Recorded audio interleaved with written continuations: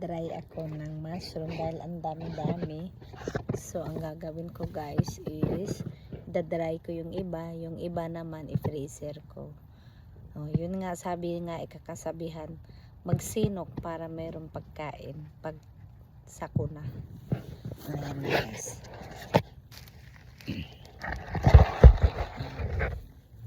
So dadry natin guys. Madali lang naman siya guys. Ayan. Kaysa i-ano mo sa dehydration, magkatipid ka pa sa makina, electricity, dito na lang sa labas since ang ganda ng araw. So pag ganito kaganda ng araw, kahit hindi whole day, yan, natutuyo siya ng siguro 3 days. Kaya yung mga gardener dyan, yung nagpa-farming, mahilig sa mushroom, ganito po ang gagawin nyo, idadry nyo. Para meron po kayong stock kahit tagulan.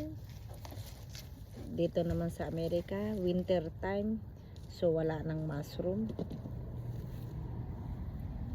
At may season lang guys ang chanterelle.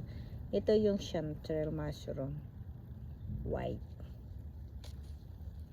So yan guys ang ginagawa ko para hindi masayang. Ganyan kalalaki. So, ang sarap. I-steam mo lang ito guys pag fresh chanterelle.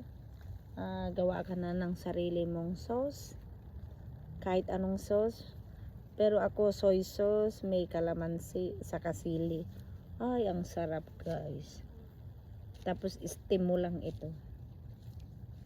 Tapos pag gusto mo naman malasa yung munggo mo, lagyan mo din ng mushroom or magtinola ka.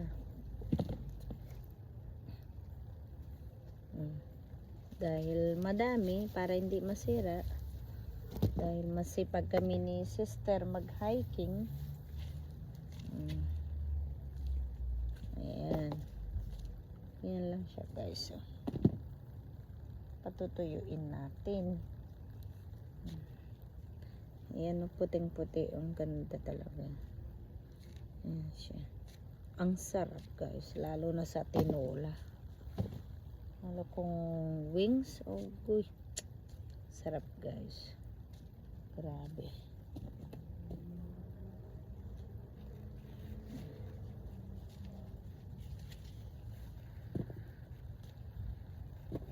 So kung masipag ka nga, makakain ka talaga ng masasarap.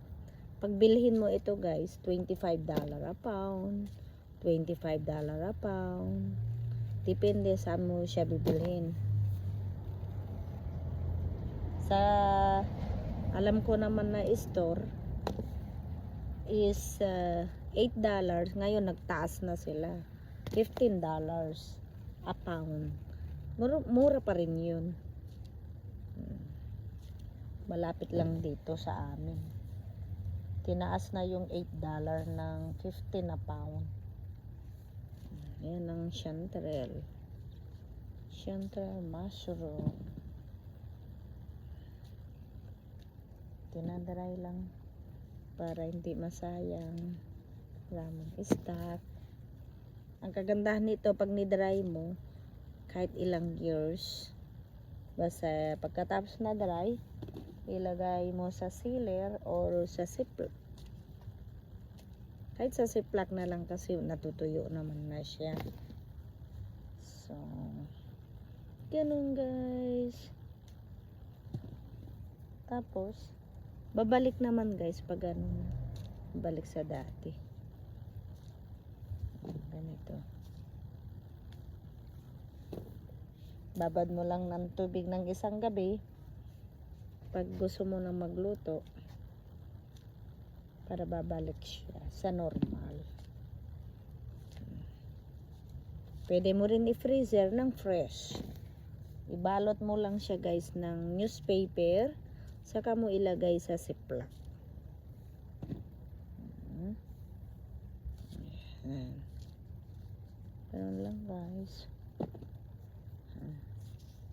See, kung marami kayong mushroom, para hindi masayang, ganito ang gagawin nyo guys.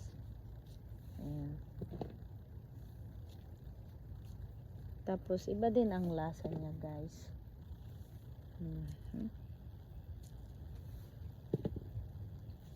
Ayan, dami na 'di ba? Ayan. So ganyan siya guys. Oh. Ayan. Ang dami ko pang himayin oh. 'Di ba? Ayan pa guys. Ayan pa. 'Di ba? Ayan. Okay guys, bye bye. Kaya nagdadry pa ako guys.